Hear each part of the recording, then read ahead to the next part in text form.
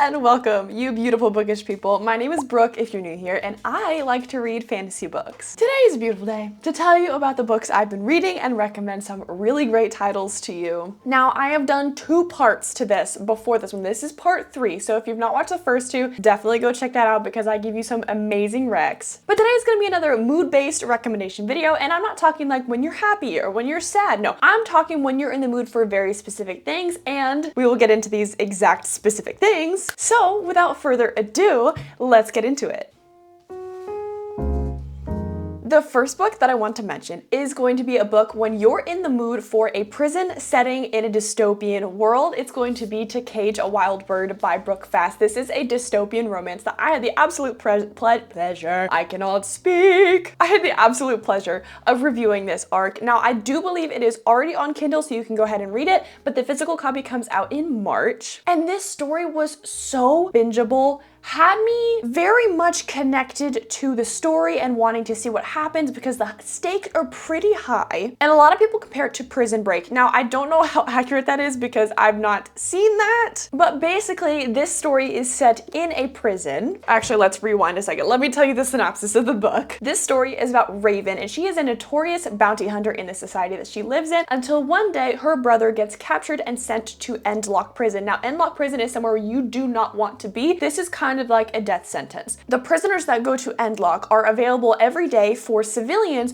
to choose to hunt in an arena. So basically the civilians can come in, they can be like, I want to hunt you. They throw you in an arena, they give the weapons to the civilians, and they get to hunt you. Does that not sound terrifying? And here's the thing, you can be chosen for a hunt multiple times because you can make it out. You can make it to the safe point in the arena. So it is a constant battle of trying to survive every single day and hoping you don't get chosen. It's crazy. But anyways, her brother gets sent to this prison and she's like, you know what? This is my only family. I'm gonna go get him out. So she goes and turns herself in to this prison and tries to break him out. Now, this story, it was fast-paced, but probably not in the way you're thinking. It felt fast-paced and intense just because of where they were and how many times people got chosen for hunts. And it was so interesting because she makes a connection with one of the guards, which that's where kind of like the romance aspect comes in, because at first I was like, dystopian romance, I feel like that's kind of an interesting genre choice there, and I'm not really sure how this is gonna play out, but the romance in this was pretty good. And overall, I just had a fun time. I think this is a perfect length. It's about 400 and something pages. Actually, not even 400, 351. It's not long, not a huge commitment. I don't know when the next book is gonna come out. I don't know how many books are gonna be in the series. This is obviously an ARC copy, so this is the first installment. I believe this is Brooke's debut, which is really freaking cool. And I believe this started as a writing project for her in college, which I think is so incredible. But if you're in the mood for kind of a prison setting and a new dystopian vibe, this is definitely going to be the book for you. The next book that I have recommended for you is going to be when you're in the mood for an assassin stabby FMC. It's going to be Lady of Darkness by Melissa K. Roerick. If you are new here to this channel, this is one of my all-time favorite series. I actually just recently finished the whole series. Immediately became a 5-star series, top tier, love it with all of my heart. And I will forever recommend this story to literally anybody. If you like fantasy, okay, Lady of Darkness. You new to fantasy? Okay, Lady of Darkness. Actually, maybe not new. It's a little dark. Definitely check the trigger warnings on this one. But this story is about Scarlett Monroe, and she's an assassin, but she is currently living in a noble's household kind of as punishment by the assassin lord until one day he offers her a job to off the person who offed her mother. So it's kind of like kill 2 birds with 1 stone, because he says, if you do this for me, I will grant you your freedom. She's like, bet. So she starts training again because she's been out of practice for about a year since she's been living in this noble's household, and she gets connected with this mysterious general. She starts training, but then she starts to uncover something that's going on in their town. These children are going missing and being stolen for who knows why. So she's like, hold on, back up, let me figure this out. So her plans kind of get derailed, and it goes from there. It is a 5-book series, and the books are not super thin. The last book, I believe, is almost 700 pages, but please do not let that deter you, because this is one of the most heartbreaking but heart-healing stories. The FMC in this, like I said, if you want an assassin FMC who's snarky, Scarlett is gonna be your girl. I love her with all of my heart. She kind of goes through a journey in this first book of dealing with things that have happened in her past and kind of deciding when she's going to do something about it. And I love having those journeys with the characters because it really sets them up for the rest of the series. You get to really get to know them, you get to connect with them, and something that Melissa K. Rourke does really, really well is she sets up her characters. You know who they are, you get to connect with them very early on. And the found family in this, if you know me, you know I love found family. That's probably my favorite trope out of anything. This one is so good. And bonus mention, there is a sort of spin-off series. I don't want to call it a spin-off series. It's just in the same universe. It's called the Legacy series, and it starts with Reign of Shadows and Endings. And I just finished the first 2 books. I'm in the middle of the 3rd book currently right in this very moment. Probably when this video goes out, I'm gonna be done with it. And it's not, I don't want to say it's an urban fantasy because it's more just like a modern fantasy. It's not urban in the way that Crescent City or City of Gods and Monsters is. It's not like you're in this huge city with all this stuff going on. It's more just modern. And it is part of this same universe, and I would highly recommend that you read this before you read the Legacy series. It's not technically necessary, but that is another 5-star series. I just love anything Melissa K. Rourke writes. She is a master at what she does. And as you can see, I annotated every single one of these books, and if I pick up an annotation tool, if I pick up a highlighter, where did that come from? You know it's serious if I do that. And I read, I think, most of this on Kindle, so I went back to like put my annotations in there, but as I was like rereading some of the lines that I was highlighting, I was just sitting there like my heart was just like, oh, I love these characters so much. I want to stay in their world. I didn't want to say goodbye. I will definitely be rereading this at some point. This is just such a good series, and it's completed. So I know a lot of people don't like to start series unless they're completed, which I have a love-hate relationship with that because I'm like, if not enough people read the first book in a series and people say no if it's not completed, then there's a chance that they might not even get to publish a second book because their books aren't selling. So I would say I'm kind of an advocate. I'm like, I'm not scared to read unfinished series, but that is, I know it's difficult because you want to be able to just go in the next book, but this series is complete. The next series is about to be complete next month. So if that's something you care about, don't worry about it with this one. This next one, I love this one so much. This is gonna be one that when you're in the mood for a dark fantasy retelling, you're gonna need to pick up The Night Ends with Fire by KX Song. This is a Mulan retelling. And if you're like me, you grew up watching Disney movies, you grew up going to the Disney parks, everything in your childhood was consumed by Disney princesses. Well, okay, not necessarily consumed, but like that was a big part of your childhood. You're gonna love this one. This was a really interesting take on the Mulan history because story, because this FMC, she's kind of conflicting because instead of being like, I'm gonna go off to war for duty to my family because my father can't go to war, so I'm gonna fill his place, it's more of out of spite because she has not a great father. She has a great stepmother, but they just don't live in this great situation. And she's like, you know what? I'm gonna go off to war because I want to win some power. I want to win some glory. There's also some mysterious stuff that goes on with her mother that passed away a while ago, and it has to do with magic, and she wants to uncover that. And she feels like the only way that she can do that is to go off to war, to get in with the military, because the military is actually set on eradicating magic wielders from their country. And she's like, that's a little weird because I know my mom was involved in some stuff. And this is about 400 pages. The second one, it's a duology, by the way. So if you're really not looking for a huge commitment, then this is gonna be one for you. The second book too was honestly just the perfect ending. I feel like the character development in this was beautiful, and she kind of goes through this journey of learning what the cost of power is on a person. And it weaves in the classic story of Mulan, but this new twist. And the ending to this one had me so angry. Legitimately, I read the little excerpt at the end.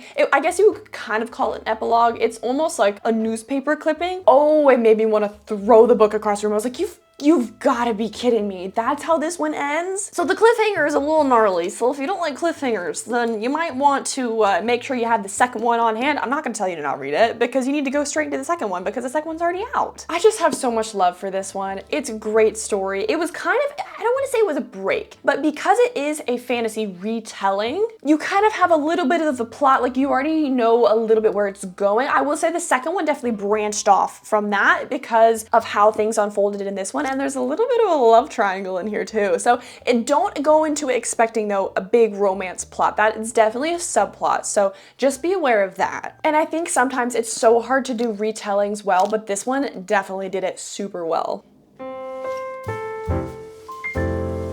This next book is going to be when you're in the mood for a dark academia fantasy. And this one is perfect for fall, I would say. It's going to be Arcana Academy by Elise Kova. Now this one is a little chunky, and I think it's gonna be a trilogy. I could be totally wrong, but I vaguely recall. Actually, please don't quote me on that. I don't know what I'm saying. This story was very pleasantly surprising to me because I've not read a ton of academia. I feel like sometimes books in school settings can feel a little bit slow, can feel redundant, but this one was really cool because it starts out with our main character, and her name is Clara, and she is actually in prison for inking illegal magical cards. So in this universe, they have cards that allow the user to use its power. That's kind of how they have magic in this world. But she was illegally inking cards, so she is in prison. So the head and the prince of Arcana Academy goes to the prison and was like, hey, I need this one card from my dad. I need you to help me steal it, and I need you to help me ink another card.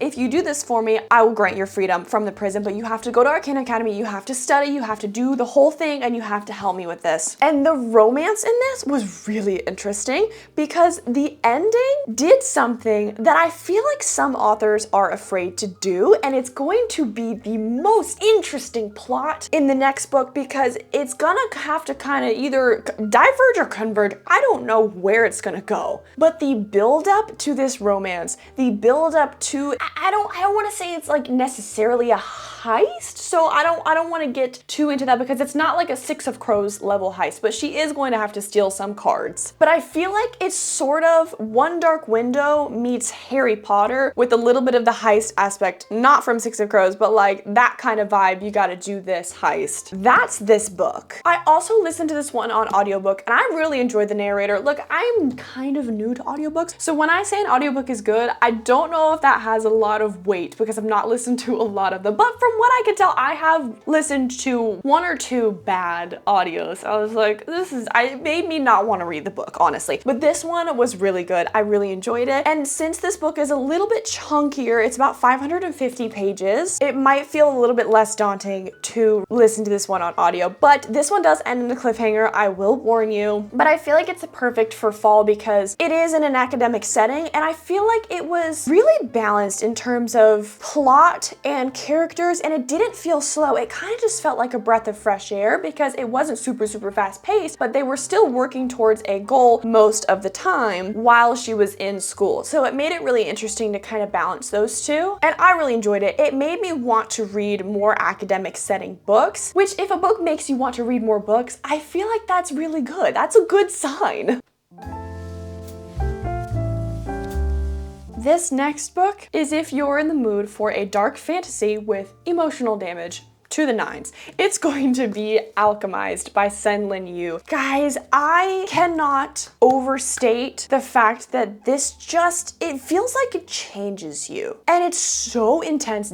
Definitely check the trigger warnings. This one is pretty dark, guys. This is basically The Handmaid's Tale, but in a fantasy setting. So if you're familiar with that story, you'll probably be fine with this one, but it is chunky. It is 1,000 pages. There is a good reason for it. It's a standalone, so if you need a standalone, I have one for you. It might be a little daunting, but I promise you this one is so worth it. This one actually started out as a Dramini fanfiction called Manacled. Now, don't get me wrong, you do not have to read Manacled to read this one. I will say though, I feel like I had a better experience with this since I had read Manacled. I feel like I would have been a little bit confused because there is a lot of magic in this one, a lot of world building. So it is kind of intense in that realm. So definitely be prepared for that. It is broken up into 3 sections, which basically it starts out at a point in the story where our main character, Helena, she doesn't have memories from the war. She is actually a prisoner of war who is a healer during the war, and she has no memories of what's happening. She knows that she was a part of the resistance. She knows that they kind of failed because obviously she's a prisoner, and she has been in this prison for I think it was 16 months, which is absolutely crazy, but she was kind of lost in the system. So one day somebody finds her and she's like,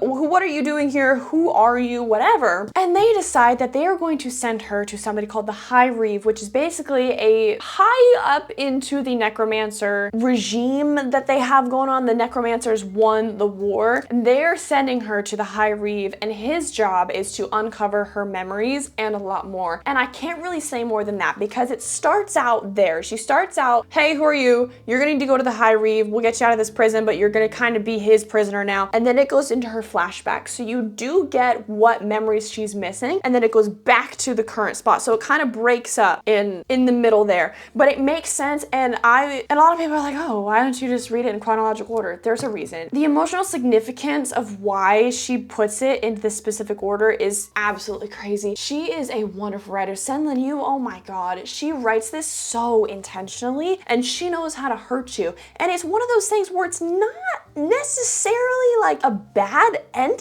in the way it's not like something crazy happens and it's like, oh my God, like mind blowing, this is crazy. It's just like you end this book and you feel like you're empty because you're like, that's how it ends? It's not bad? It's like, it works out like the best I guess it could, but then the journey to get there, you're just sitting there, you're like, oh my God. The first time I read it, I didn't cry because I don't think I fully grasped the implications of what was happening. This time around with this new story, it's obviously not Draco and Hermione this time. It's not Hogwarts. There is a whole new society, a whole new land, a whole new magic system, which is actually really interesting. I would honestly read a prequel to this and how they got to where they are here because there's a lot of alluding to the war that's happening, but honestly I would read about the war and how the war started and all of that because it's fascinating. A little confusing, but anyways. If you're confused though too, think basically Harry Potter died and Voldemort won. That's the premise of this book. So if you're going to that knowing that, just be prepared. I honestly don't know what else I can say about it because it's gonna hurt you. It's gonna be so good though and you're gonna be so glad for the experience. And Senlin Yu has become probably one of my new auto-read authors for me. She's incredible. I love the way that she writes. But again, just make sure to check your trigger warnings. But if you want some emotional damage, this is it. That is all that I have for you today, my friends. Thank you for joining me today. I hope you pick up at least one of those books. If you made it all the way to the end of this video, comment down below what you're currently reading. I would love to add some more books to my TBR, but anyways, I will see you next time, my friends.